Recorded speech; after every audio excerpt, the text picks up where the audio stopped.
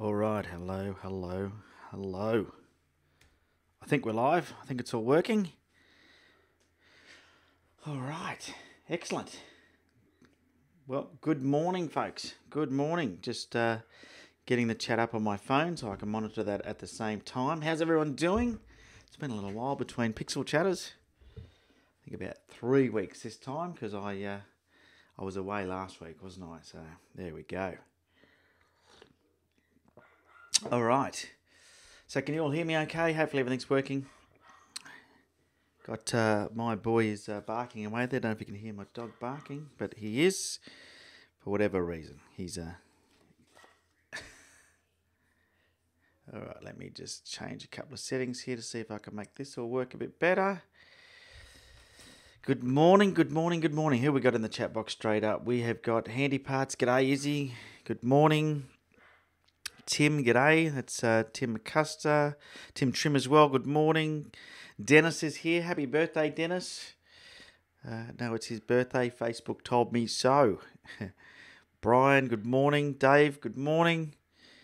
Matt's, Big Oz, Susan. Awesome. Fantastic. All right. So let's get stuck straight into the show. Lots of things to talk about today. First of all, want to say a very big thank you to the VIPs, which are the patrons of this show. They are the ones that continue to support the show every month very generously by being part of the VIP group. Now, VIP stands for Very Important Photographers, and you can become a VIP by going to patreon.com/on3legs.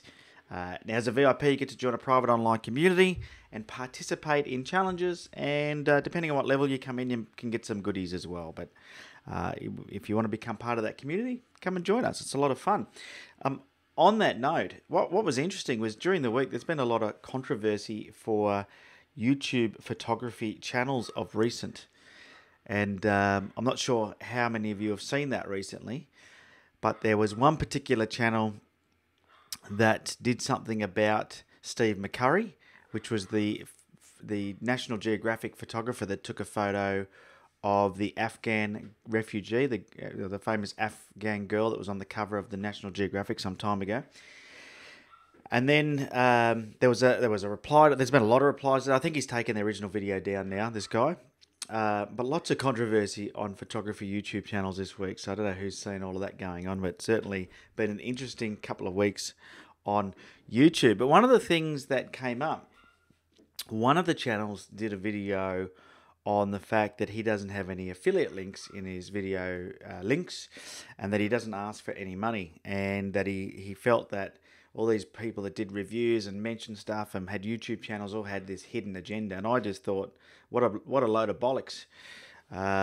Yes, there's nothing wrong with having affiliate links, in my opinion. If you want to have a look at the gear that I use and you want to buy it from Amazon, you don't pay any more for it if I have an affiliate link.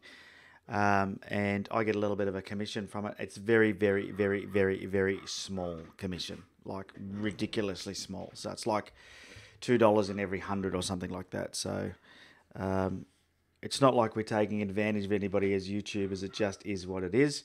And when we get loaned gear, these people that loan us the gear never tell us to say anything. Typically, that very rarely would somebody who loans you gear say, don't leave a negative comment. They just say review it and be honest.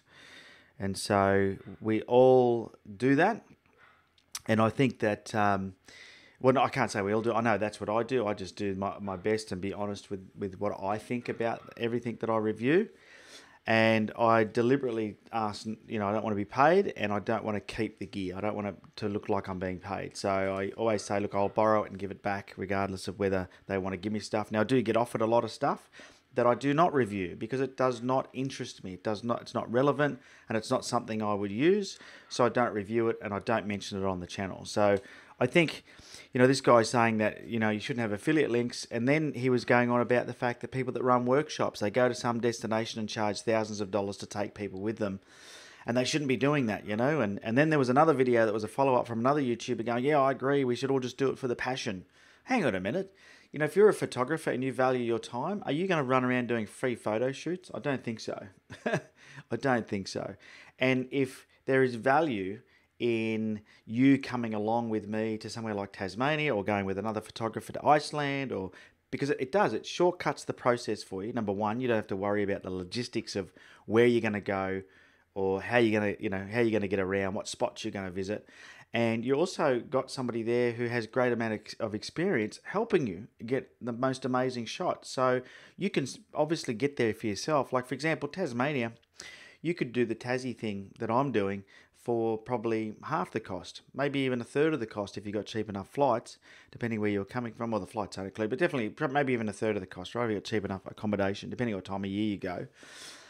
But you might not get the best shots. You may waste that money because you didn't get to the best locations at the best time. So sometimes I think it's their own values or beliefs that mean they make these videos putting other people down, when really, at the end of the day, everyone's entitled to do their own thing.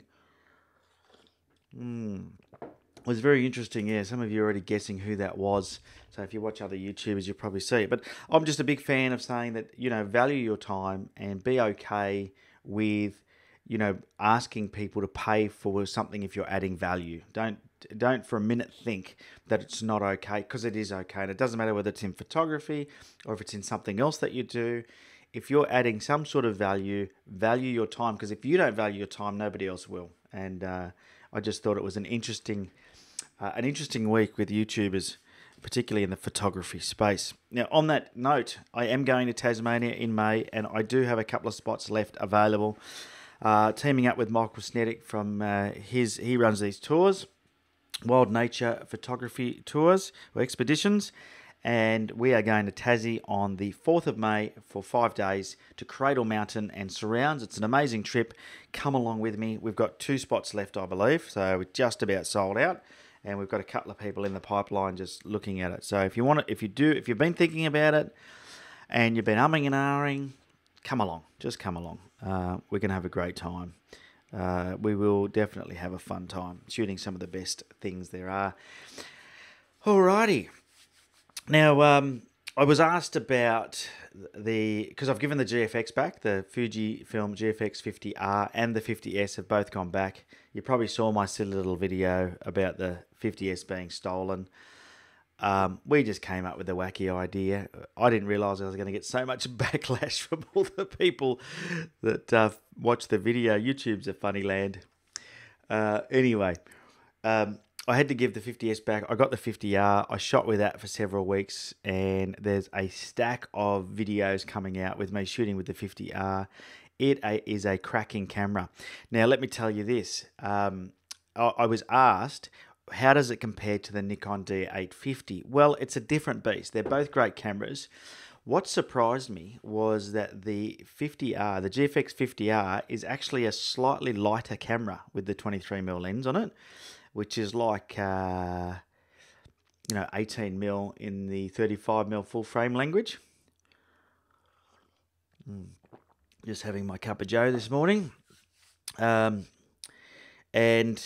it was slightly lighter. The image quality, I feel, is slightly better. And I'm not going to go into any details from a scientific point of view, because I don't want to go down that technical route, because people just pull me up on it on YouTube. But I just feel there's something better about it. Definitely better dynamic range. I love the different crop. So it's got like about 4x5 crop or an 8x10 crop, which is more like a large format, medium format kind of crop. And I know you can crop your images in Lightroom or Photoshop or whatever software you use to be that anyway.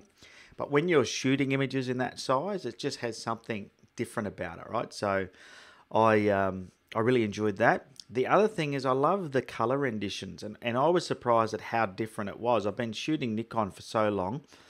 I have shot Fuji XT series and XE series cameras, but this camera seemed to have a different color profile or something. I don't know.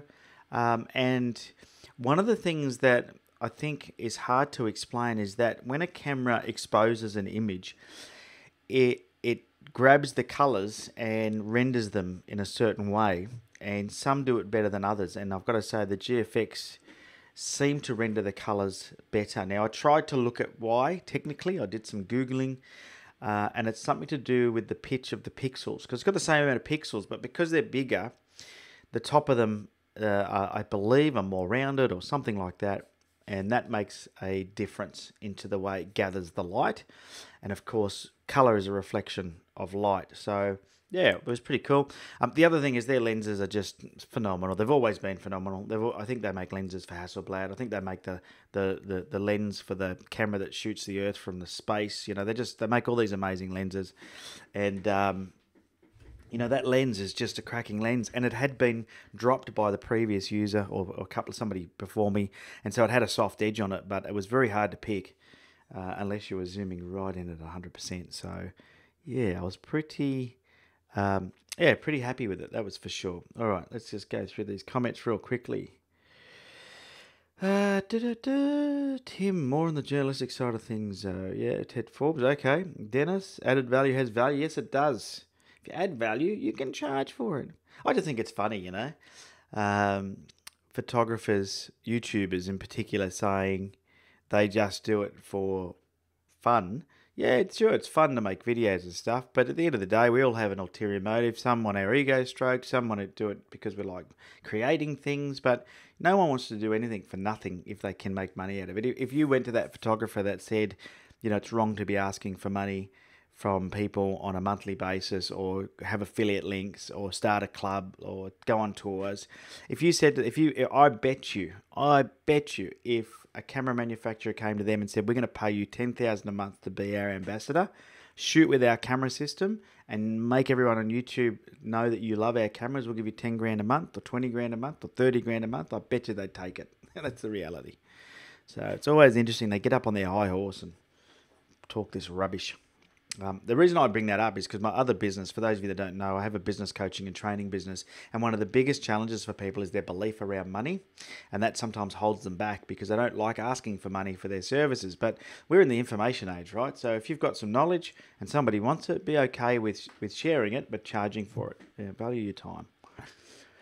G'day Bala, how you going? Mike Healy, I can highly recommend the Tazi tour. Yeah, Mike was there, as was Izzy, who's also in the chat box. Izzy came on one of the tours as well. Handy parts. I will see you in Tassie on the 5th and show you the QSLR dashboard. Thanks, mate. Because I seem to be struggling with getting that up and running. I guess for me, the priority hasn't been there either, because for me, I enjoy shooting without complicating things too much. So I'm happy to shoot just using my camera and not trying to attach something like an iPad. But I'll be more than happy to see how it all works, and we'll get it up and running on mine, hopefully, and we'll see. Okay. So, you guys can guess who I'm referring to. I'm not going to bag anybody. Just interesting people on YouTube sometimes making comments. There was a couple of YouTubers, by the way. It wasn't just one. But there was one that originally did it, and then there was others that then, you know, did videos that agreed. I thought, what's going on with YouTube? Why are all the photography YouTubers watching photography YouTubers, including me? It was just coming up in my feed. I'm like, why is this coming? You know why?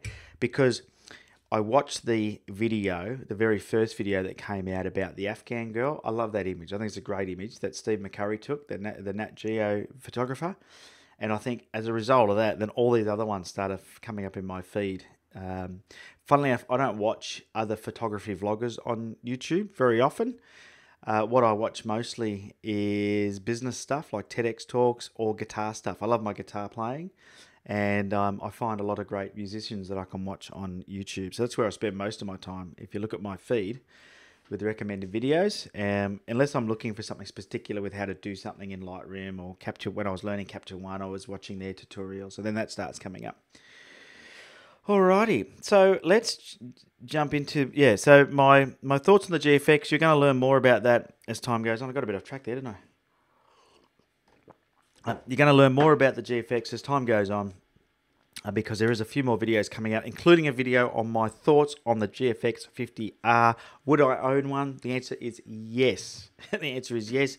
I have actually asked for a quote on getting one, so I'll just see what it comes back as and then make a decision as to whether or not I make the switch. I just felt like it gave me a whole new, I don't know, something that I enjoyed for whatever reason. I just enjoyed shooting with it. So there you go. I wanted to share something with you. I don't know if you can see the background over here. That, there we go. Can you see what that is? Hopefully you can see what that is. It is Oki 2.0. So there we go. There we go. So what happened a little while ago, a few weeks ago now, I carelessly misplaced, left Oki behind maybe, not sure. I think I left him behind. The one that Dave had sent me down from Townsville. Anyway, I stumbled across this Oki when I was out and about and thought he's coming with me on some journeys because it was a bit of fun to have a sort of on 3 legs mascot, one with 8 legs. So we've got a new Oki.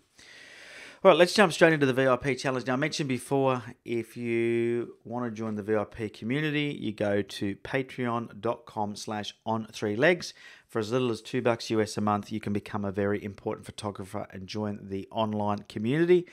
It's I really enjoy it because I can see, in fact, the VIPs are more active than me at the moment. I've been kind of busy, and but it doesn't matter because they're all helping each other, and it's really cool to see the community that we've built. The good thing about it, and I was trying to explain, I was away last week doing a couple of talks. That's why we didn't have Pixel Chatter last week. I was up in Foster.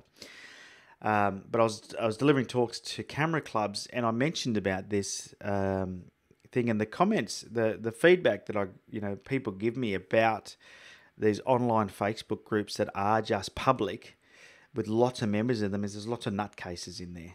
So I'm proud to say we don't have any nutcases in the VIP group. So if you want a group without nutcases, come and hang out with us. It's a lot of fun. All right. So, as a VIP, one of the things that we do is we have challenges. So I'm going to now share my screen. Where's my screen capture? There we go. All right, so this is what the challenge looks like. So the last challenge was won by Tim Trim, and what we do is the previous winner picks the next challenge topic, and Tim picked trees. So here we go. We're going to get stuck in having a look at some trees. With a lot of good submissions too. So this is Rob Roy. He said it isn't a full tree, but anything moss covered. I love. Yeah, it does look good. Beautiful. Didn't have to be a full tree. It can be some sort of, when we do these challenges, by the way, VIPs, it can be whatever you like. You decide. A natural artificial tree. Somebody had planted a bunch of them. That's funny, isn't it? That was Stephen Cast. Brian Willett, the Californian Redwoods. This is a beautiful shot. And sometimes, if you lay down on the ground and shoot your camera up, you can see amazing things. Check that out. How nice is that? Californian Redwoods. What a lovely shot. Good one, Brian. Steve Algie, Tomaree, Nelson Bay. Beautiful. You keep finding these really nice spots around Nelson Bay, don't you, mate? Beautiful. Lone Dead Mangrove from Greg West. Nice, with the old black and white on what they call monochrome finish. I love the reflection of the tree in the water. That looks great. Alrighty, next one here. Matt Sandquist. He said, I love trees, but I found it quite hard to get a good photograph of them because it's often a very busy environment. Yeah, I find the same thing. But here you've used a path, or maybe it's a creek, as a bit of a leading line, and a fallen tree. And I love the way these trees are sort of leaning in. Beautiful. That's a very busy forest, isn't it? Nicely done. Therese Elsie, Morning Light. She said, I love this tree, which I see from my balcony every day. And I particularly like the light this morning. Yeah, beautiful. Tommy, false trees in the Garden Bay, Singapore. Garden by the Bay, Singapore. Nice. Yeah, I believe they light up at night, don't they, I think that's what I've heard. All right, Therese Elsie went out looking for a sunset. It wasn't very exciting, so I found a tree instead. Nice. It's got a fishing hook coming off of it, I've noticed. Right here, there's a fishing hook hanging down. Quite unique. All right, here we go. Ren Thielen, Drake's Brook, their Milky Way with light painted. Oh, Drake's Brook Weir, Milky Way with light painted tree. 2 image panel with stacked light painted trees. Star image. Nice. We're coming back into Milky Way season, so I'm going to get out there and do some astrophotography this year and film it. if I can. The problem with that is it's dark at night and video cameras don't like dark. Check this one out. Buttress Roots, Nandroya Falls Trail, Woonaroon National Park, Tim Trim. My gosh, check out the roots on this tree. How cool is that? That's a great shot. Great shot. Lovely leading lines, which is what Brian said. Great image. Tim Trim, Curtin Fig Tree. Yeah, some nice rainforest up there where you are, buddy. Greg West, the lone tree at Salamander Bay. So this one's at high tide. I've seen plenty of these photos of this tree now. Yeah, awesome. It's a very popular tree to photograph, and probably one day won't be there. Greg West, stand of dead mangroves, trying something different. He says, I walk past this stand pretty regularly, but never took the time to actually stop and look at it. Yeah, it looks quite cool, quite unique. Stephen Carr says, played with getting a shot of the supermoon, a bit hard with the 105mm lens at Ohope Beach. But yeah, check it out. It's pretty cool. Quite a unique shot. Very minimalistic. Norfolk pines are not native, planted about 50 years ago. East Cape, New Zealand again from Stephen Cast. Nice. Brian Willett, forest floor of ferns and bracken. Understory of tree ferns, canopy layer of beech trees. A measured layer of mountain ash, the world's tallest flowering plant. In Turton's Track, Otway Ranges. Nice. What a nice spot. Love tree ferns. They look great. Renthelen, colourful sky, sunrise through the trees. Beautiful. Paul Goody. He says, great choice on trees, Tim. Found it very hard to find a composition, but enjoyed the challenge. He says, I can't stop looking for good trees to shoot now. That's the whole idea. Awesome. So there we go. He's got this tree with all the roots. That's quite a unique looking tree. And I love how the branches reach out almost horizontally. Trees are weird creatures, aren't they? Sun shower over my new favourite tree. This is obviously from Trees Aussie's balcony again. All right, so that was all the entries. Well done to everybody. All right, and the runner-up is... Now, the boss has been through these to pick. The runner-up is this one here, the stand of dead mangroves. So, great job for stopping by, Greg, because normally, as you said, you walk past and you don't take this photo. So, there you go. Well done, mate. And the winner of today's VIP challenge, who will be picking the next challenge, ta-da, is Brian Willett for his Californian Redwoods, as picked by the boss. Brian, congratulations. You get to pick the next challenge. The way that you do that is you send me a message through Facebook or email and let me know of the next challenge subject. You get to pick what the subject is. You've got 24 to 48 hours to do it, so no rush. Think about what you'd like it to be and give everybody a challenge. As you can see, this one got quite a few comments. Cracker of a shot, Brian. Yes, it is. Well done, mate. It is a cracking shot. And that's what it's all about. That's what the VIP challenge is all about. So, the other thing that we started doing, let me just close out of that album. How's everybody going, by the way? Let me check the chat. I should check it every now and then to see what everyone's up to. Not much been going on in the chat. Are we still connected? Are we still streaming okay? Hopefully we are. Yeah, it says everything's working good. I could hear my computer really chugging before, so I wonder sometimes what's going on there. All right, so I keep getting a message saying my backup has failed. So if you see that when I'm sharing my screen, I've run out of backup space. I need to do something on my backup drive, which is always a bugger. All right, so let's get into the next challenge. Now, the next challenge doesn't have a winner as such. It's just a bit of fun. And we started doing this challenge. Somebody suggested we should do like an editing challenge. And I upload a RAW file. And then people, VIPs, get to edit that RAW file in their own style. And this one was actually pretty interesting. It was very interesting to see all the different edits. This RAW file, by the way, that I'm about to show you, let me flick over to the screen, was straight out of my XE1 camera. And this shot was taken by the boss. So we were doing the South Island, New Zealand. I was running around with my Nikon DSLR, and she was using my XE1, and she snapped off this shot, and it's a great shot. It was actually, her shots were better than my shots.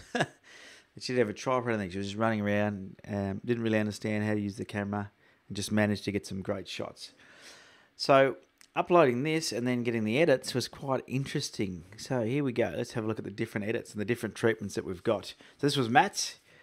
He said last time I was a bit restrained. This time I give it a little more oomph. Cropped it a bit, gave a bit slightly more spooky atmosphere. Yeah, I thought it was quite cool. Looks good. Looks good.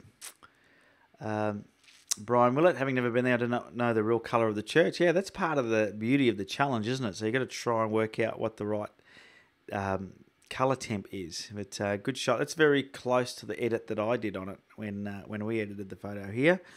Oh, I like this one. Steve Algie added a little bit of pizzazz, warmed it up a bit, a little bit of pizzazz, I should say. Warmed it up a bit. Good work, Steve.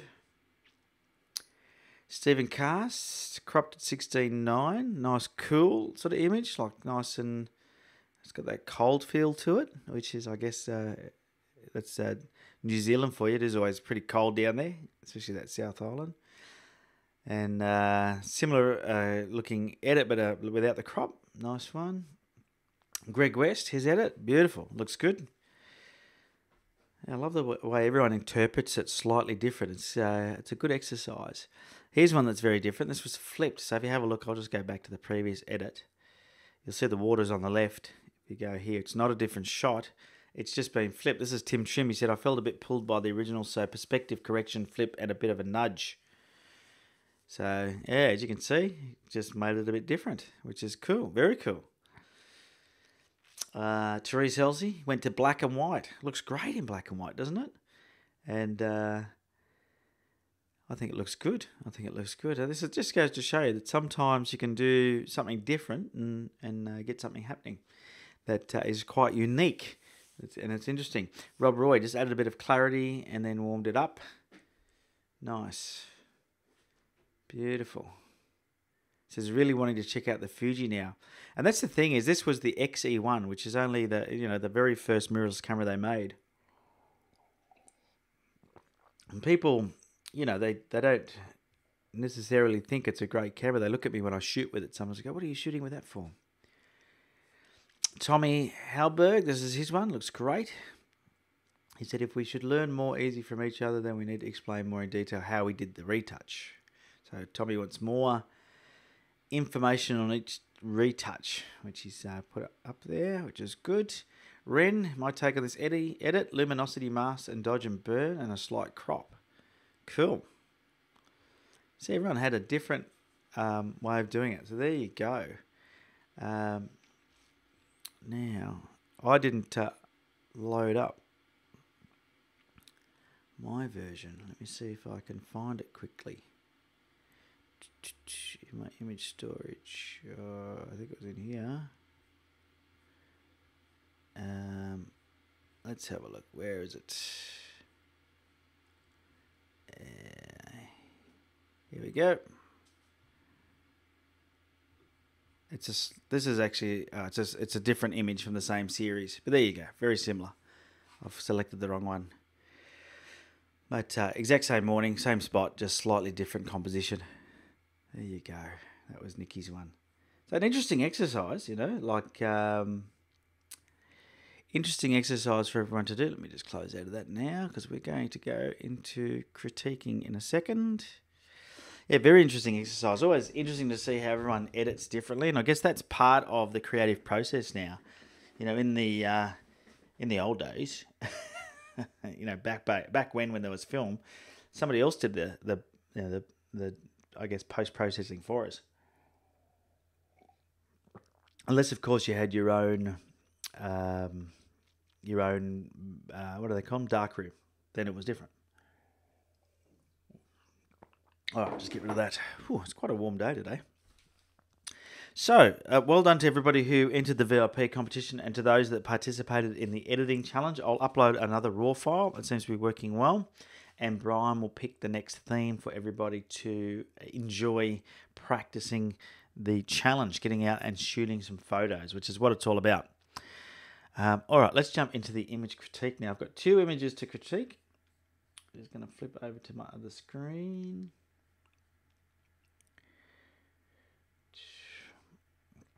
All right, so here's the two images that we're going to be working on today. The first one here, this one's from Stephen Algie, who's a spanner. If you see spanner in the chat box, that's who that is. And this is of Summersby Falls, and we're going to do a little bit of critiquing on this shot.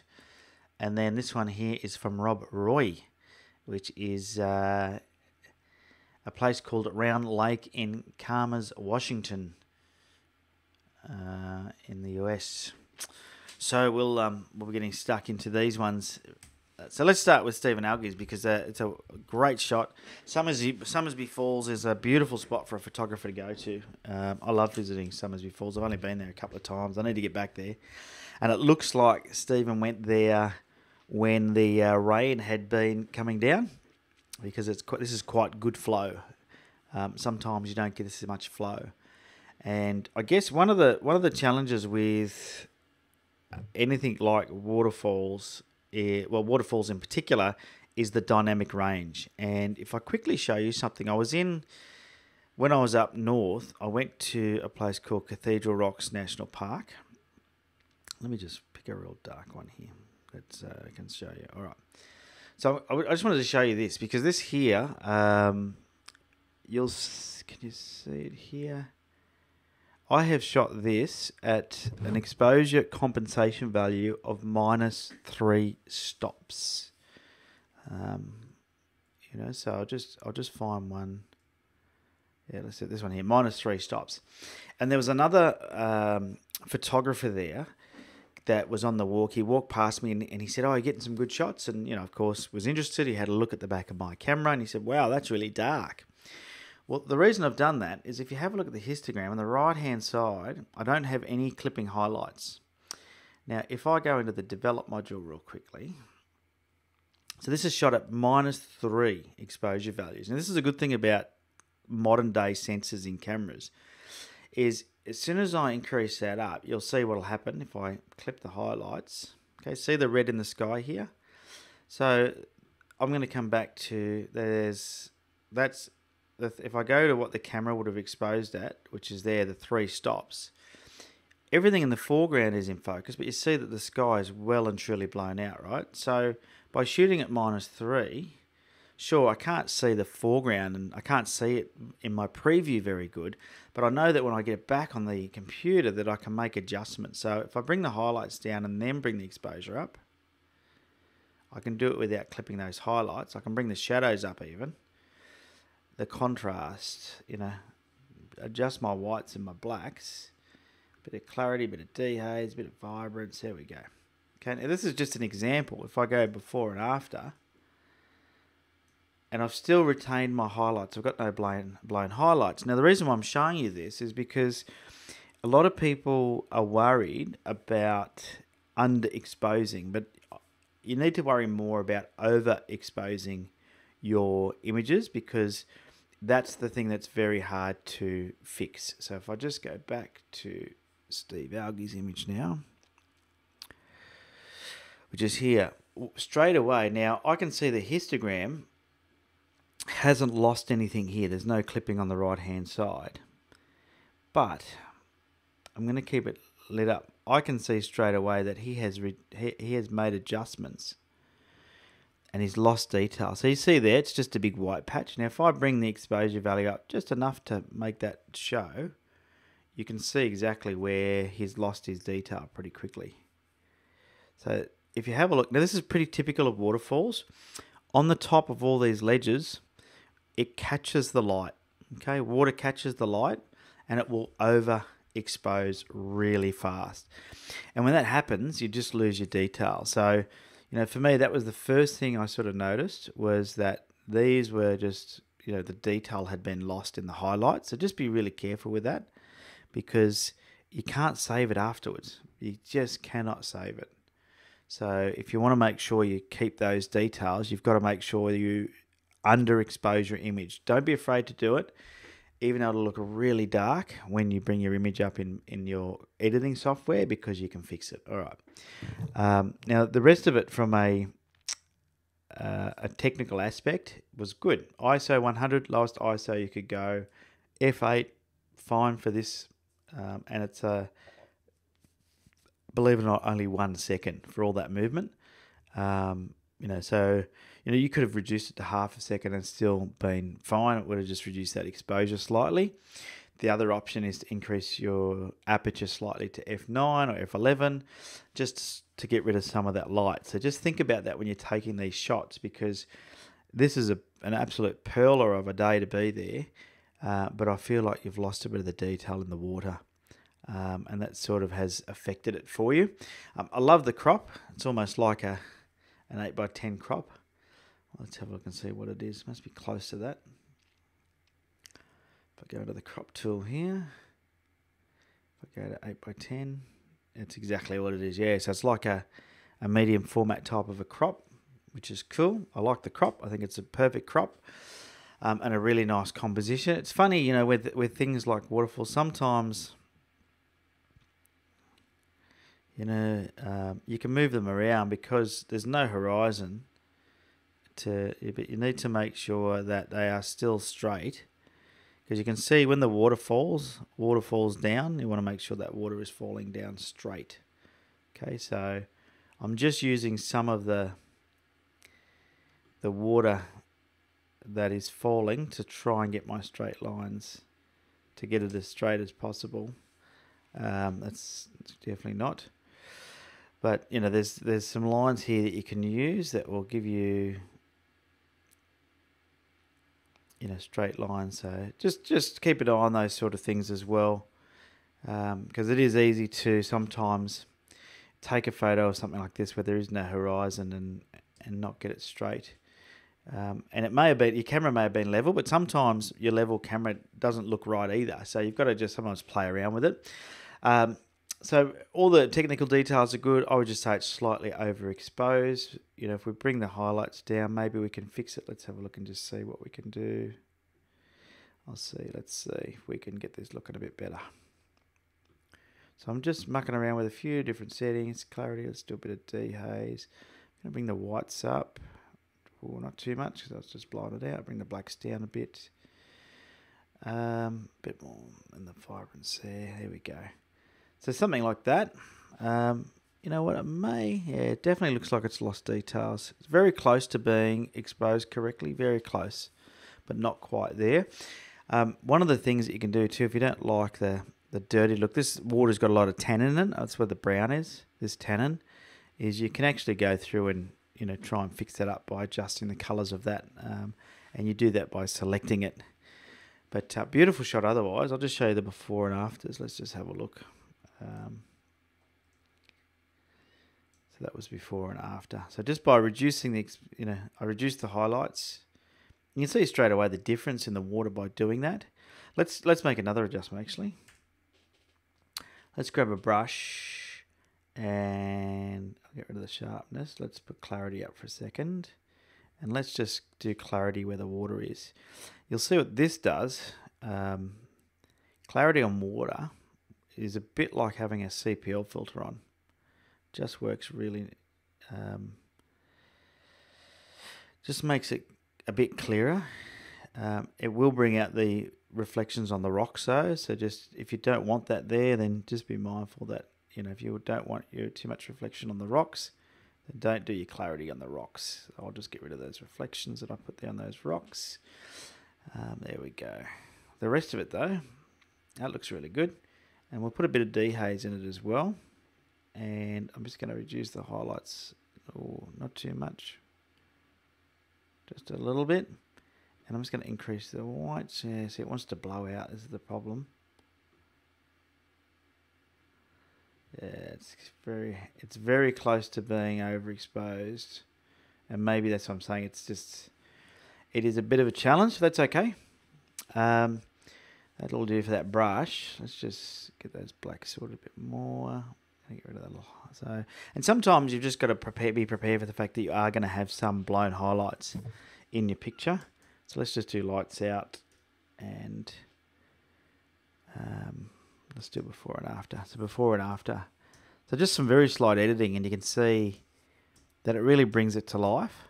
So don't be afraid to edit away. You know, make things stand out more by using your tools in Lightroom to make them stand out more.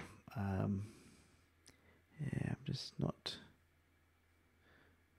There's a few things that you could get out of that as well to try and reduce some distractions, just little bits and pieces.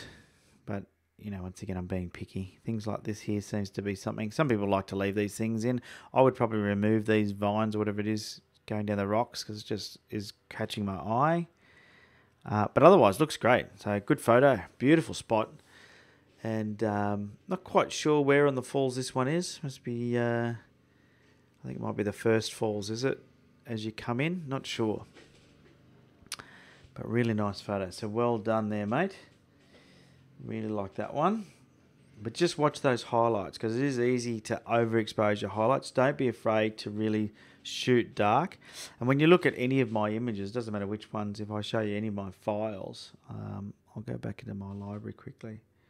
I always underexpose, and it's just what I do because I know that by underexposing, I'm going to get the best results. I'll just quickly flip over. So another shoot that I did recently. So I haven't released the videos for these ones yet, but you will see them coming out soon. So this one here is a place called Caves Beach up north where I was, and you'll see that, you know, especially when the color's going off, I like to really underexpose because you can then bring out everything later. So this is sort of an underexposed version, and this is one that I've started working on. And so even though you can't see the detail, the whole idea is to make sure that you preserve your highlights. Okay, so when you start processing your image, you've got plenty of room to move in your histogram. And it's the hardest thing, I think, for people to learn. I know for me it was very tough, is that when you are taking the photo, be okay with underexposing your images. And you'll see, doesn't matter what photos you see of mine, you know, I always underexpose, sometimes a bit too much. Look at those ones. I always underexpose because I know that I'm going to have to pull out the details later. That's all these GFX ones in here. You know, you see how dark these photos always are. Always underexpose. And I do it deliberately because I know that if you don't underexpose, it's going to be tough later on to recover, because you can't recover highlights. Highlights are really hard things to recover. So just keep that in mind when you're taking photos. You've got exposure comp on your camera. Everyone has exposure comp adjustment. Use it, and you'll be able to get a better result. All right. So thank you very much, Stephen, for sending in your image. Just make sure everything's still working. Sometimes I wonder. The computer starts labouring like it did in the old days. I think I still have anxiety from the old days where the computer would labour and then it would crash. So I like to keep an eye on things. But yeah, good shot there, Steve. Love it. Love it. All right, let's jump into the next one. And the next one that we have in our image critiquing, here we go. Jump back into that album. Is this one by Rob Roy. Let me flip over and show you my screen. Here we go. Alrighty, so this one was Rob. He said, this is an image of Round Lake in Camas, Washington, a little northwest of Portland, Oregon. This was the day after a pretty decent snowfall, and I wanted to capture the serenity. Here are the details. Tokino 11 to 16mm lens on a Pro Media Gear tripod, and using a circular polarizing filter and a 10 stopper. And now the 10 stopper is what gives you that really nice sort of surreal look in the water, which is cool, which is a real good effect, something different. I really like it. And, you know, whenever you take whenever you use something like a 10 stopper, though, you do just need to keep an eye on things that may be moving, because you may end up with blurred foliage because you're opening your shutter up for so long. This is a 25-second exposure. So it's shot at ISO 64 at 11.5 mils on the Nikon D500 at f14 for 25 seconds. So it's quite a long exposure, which is good, which is what gives you this nice soft clouds and the water. But it will also soften things like foliage and will have a bit of a negative effect on that. So from a technical aspect, everything's shot really well. F14 is good for the depth of field that you need. with this size file, it's probably a bit too zoomed in. Let me come back a bit. Looks like everything's sharp there and everything's sharp in the background. I can see something there. I don't know what that is. A little dot. We'll come to that in a second. Yeah, so f14 probably fine. And a lot of people go on about diffraction at these higher apertures. But the reality is, if you're just sharing your images online, it doesn't matter. Shoot whatever you need to shoot to get the shot is what I say. So from a technical aspect, well shot. Love it. I wish I lived somewhere where the snow fell and you could just go and shoot it, but I don't. Funny enough, Tazi's had snow in the last week. They had some 40-degree days and they had some snow. So I'm hoping there's snow there when I go in May. Quick plug there. We've got a couple of tickets left if you want to come along. I'm hoping that we've got some snow there on top of the mountain. It would be lovely if that was the case. All right, let's talk composition. I think there's not enough space left down the bottom here below this rock. So I'll just jump into the develop module. I think what my eye wants to see is this rock sort of on that intersection. And I'll just show you what I mean. Just by cropping it in a little bit, it sort of achieves that, but you lose a lot of the rest of the image. So, I think sometimes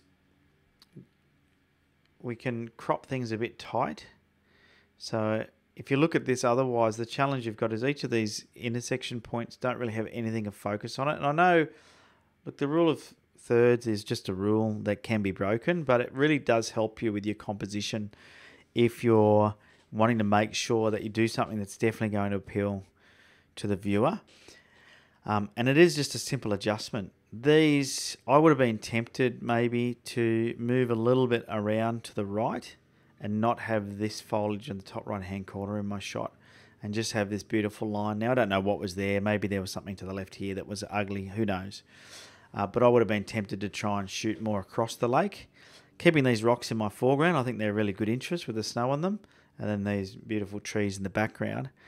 But yeah, I would have moved around a little bit maybe and just changed my composition slightly. The other thing you got to watch is this difference between shadow and light is quite dramatic.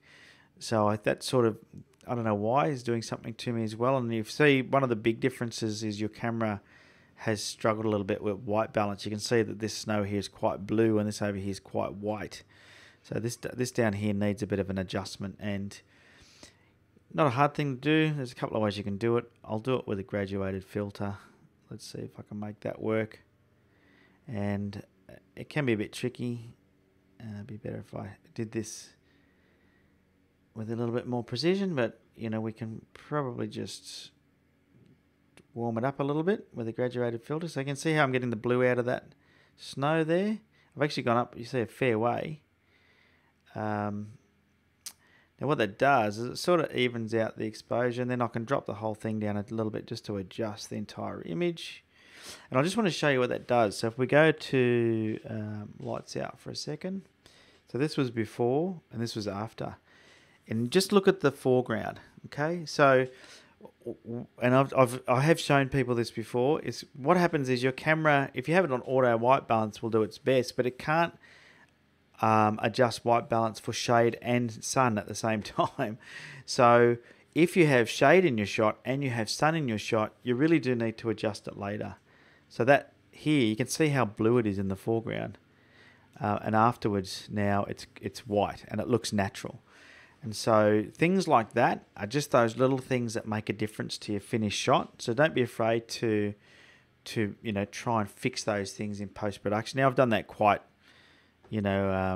roughly, but it's worked out quite well in the end. But, you could just you do a better selection and just change those tones, for example, rather than do what I did, but that was a quick and easy way to do it. The other thing is this corner up here, I find is quite dark and a bit distracting, this tree here. I like it, but there's something about it that's just bothering me. So I might try the same thing, actually. Let's just do a graduated filter up there. And let's just bring the shadows up in that corner just a bit. And then the contrast a bit. And yeah, I don't know if I'm fixing this or wrecking it. It's not the best tool to be using for the job, but it sort of worked. If we have a look once again, let's do the lights out, and we'll do the before and the after. It'll just give you an idea. But by making that a bit lighter, it just sort of works a bit better, you know? Just works a little bit better. Another way to do, like if you find you've got a dark corner in one corner and it's sort of a bit distracting, you can always bring a graduated filter in from the other side, like so, and just drop the exposure slightly on that side as well. And it just sort of will even it out a bit. So once again, let's go to lights out, before and after. So see how that left side was quite bright, and afterwards I've just dropped the exposure down slightly over there. Let me go back to here. Now if you want to, if you feel like it's all a bit dark because of what I've done, you can actually bring the exposure up a tad. Let's just increase that. Bring those highlights down just a tad. Shadows up a little tad overall. We'll adjust the whites and the blacks.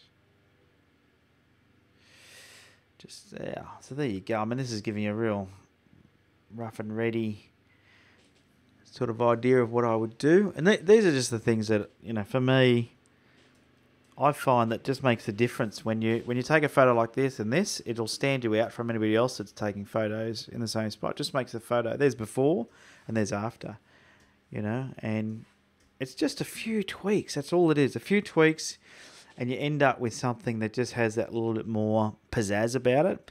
The other thing that I think is, you know, we need to keep an eye on when we're shooting. I don't know if that's rubbish or if it's a leaf, but I would have moved that. It looks like rubbish to me, but it could be a leaf, who knows. Let's try and spot remove it, see what happens.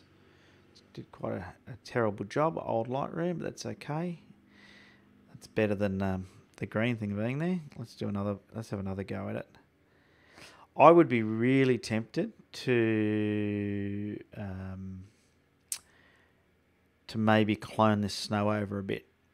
Yeah, that's sort of fixed it there. You can't really tell that was there now, and it gets rid of that distraction. But I would be really tempted to clone some of this snow in, so that snow comes right across here. And that would be quite easy to do because, but I couldn't do it in Lightroom. You'd have to do it in Photoshop. I think that would certainly give you, you know, another sort of interesting bit. Once again, it's up to you whether you do that or not. This rock up here, I think it's a rock, is also going to get healed out. I don't like it. It's sort of a distraction. So I'm just going to remove that. And once again, this is a personal taste thing, along with another spot there. Let's get rid of that one. And sometimes it is, you know, if it's, some people don't like removing things out like that. I'm a big fan of it. And just looks like you've got all your dust spots, which is good. Don't be afraid to zoom in and have a good look around and just make sure that you've got rid of all your dust spots. I'd even be tempted to try and remove this here before I took the shot, you know. So just, you know, when you're taking an image, don't be afraid to, it depends on you, whether you're, you know, some people are very anti moving things around, but I like to move things around to get the shot I want. So I wouldn't be afraid to get down and clean anything up, especially if it's rubbish. If there's rubbish, move it.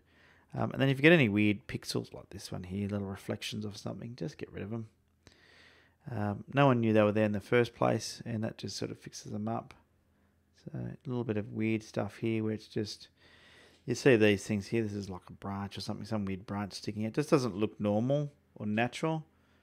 So I tend to try and, oh, I'm going to go back to this one because it's selected something weird. Yeah, it hasn't worked either. As usual, Lightroom's not cooperating. So we're not going to be able to get rid of that one. We're just going to leave that one for now. Or maybe we can do something on the bottom half. Let's see what it does this time. Oh yeah, that'll do. And same here, see there's one here as well. You know, I just find things like that to be distracting. Especially if you print your image, you'll notice those things, they will stand out. You know, when you print your image, there's something else there. Look, some sort of line or something. Who knows what it is. Just get rid of it. And that way you sort of can have your image looking nice and clean. So there you go. There's before and there's after. So just a few adjustments. Not too many actually. Just a few minor adjustments. It was pretty well processed. But definitely just watch your white balances, because your white balance is what will, can make or break an image. And especially when you shoot, there's something else there that I'd like to move, I just noticed, but that's all right. Especially in an image where it's half sun, half shade, and that will always play havoc on your white balance if you're letting your computer do your camera do the white balance for you, and then you've got to adjust it later on. So hopefully that was helpful. And thanks again to those guys for sending those in. So really do appreciate you sending the images in. I do need more images, by the way, for Pixel Chatter. So if you can send them in, that'd be greatly appreciated. The email address is down below where you've got to send them to, 3,000 pixels on the longest edge. You can send me a Dropbox link if you want. I don't mind that. And I'll download it from your Dropbox. Whatever's easy. Just send me through something. All right, so that's it for this week's episode of Pixel Chatter. Hopefully you enjoyed that. Did you all learn something? Did you get something out of it? That's the idea. I'm hoping that everyone... and not saying that I'm the guru at post-processing or anything, or taking photos, but certainly you get my take on what it is I would have done or how I would have processed the image. And I know for me, one of the best ways for me to learn is I watch other people do their post-processing. In fact, a lot of my early days of learning how to use Photoshop was Trey Ratcliffe's course on HDR. Now, I don't use HDR anymore, but it taught me how to do luminosity masking, taught me how to do layer masking, taught me how to do selections, cloning, healing. Like, there was a lot of training in there. And if you're not sure how to, with some of those basics, it's a great idea. Just buy a course and do someone's course. There's plenty of courses out there. Alrighty, Bose Beaver. Thanks, Ben. You're welcome. Great session, says Dennis. Thank you, Dennis, and enjoy the rest of your birthday. G'day, Greg. You're late. That's all right. You can always go back and watch from the beginning. That's how it works. So just a reminder, we'll be back in 2 weeks with Pixel Chatter. We're on a fortnightly schedule. Send your images in for critique. For the VIPs, Brian will pick the next challenge theme, and I will upload that once I get that from him. I'll also upload another RAW file, and we'll do the RAW editing challenge again and just see what people come up with. I might find one that's... you know what I'll do? I'm going to do one that is underexposed, so you can really play around with one of these underexposed files and just see how much you can push the shadows, because I think that'll be a bit of fun for you as well. So you can go through and practice pushing the images around. And besides that, just keep an eye out. I've got plenty going on. I've got heaps of videos to edit. I just haven't had time to edit and upload them all yet. Because you haven't seen any of my GFX 50R shoots yet. That's the next video that's going to be coming out, will be one of those. I did quickly update my channel trailer yesterday to something a little bit better than what I previously had. So you might have seen that video go up, but there'll be more videos happening soon. The other thing I'm going to do is I'm about to start running some workshops again in Sydney. So if you want to come to a sunset workshop or a sunrise workshop, let me know. I'm also contemplating doing a macro workshop, so I'd be interested if anyone's interested in doing macro or learning a bit about macro. I've been out trying to find a couple of good locations where we can go and definitely find some macro to shoot. Problem with macro is that if we go, for example, somewhere for fungi, fungi is there under very specific conditions and may not be there, so we need other things that we can shoot if we do that. Anyway. All right, well, thanks for tuning in, and I'm going to wrap it up there. I think the internet's playing up a little bit, which is just how it happens sometimes. So until next week, get out there and take some photos. See ya.